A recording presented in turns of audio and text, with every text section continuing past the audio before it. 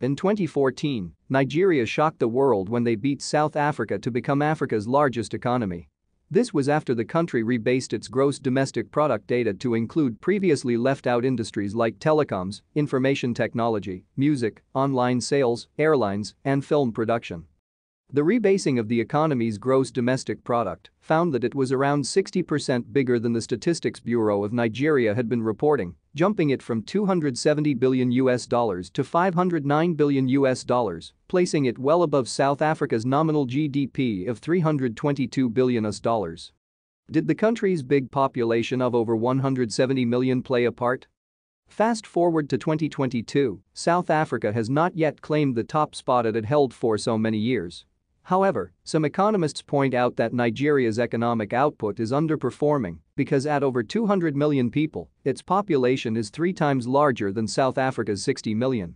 On a per capita basis, South Africa's GDP numbers are 3 times larger than Nigeria's. Economic growth has raised living standards around the world.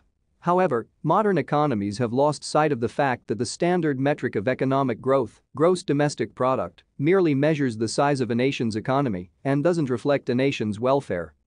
So, which country is richer? GDP by definition is an aggregate measure that includes the value of goods and services produced in an economy over a certain period of time. There is no scope for the positive or negative effects created in the process of production and development.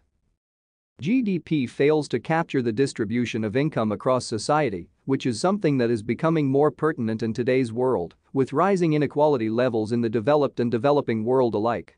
It cannot differentiate between an unequal and a society if they have similar economic sizes like in Nigeria's and South Africa's case. So, we only remain with one question: does GDP per capita really measure our well-being?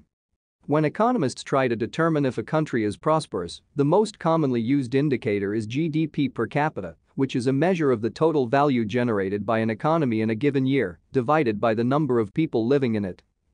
The reason this is such an important indicator is that higher economic output is usually associated with higher household incomes. In other words, when an economy generates more value per person per year, that typically translates into more money for those working in that economy.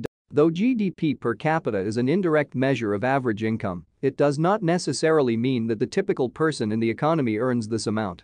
In a country like South Africa, it is hard to establish the income distribution of the average citizen due to the country's inequality, where 10% of the population owns more than 80% of the wealth.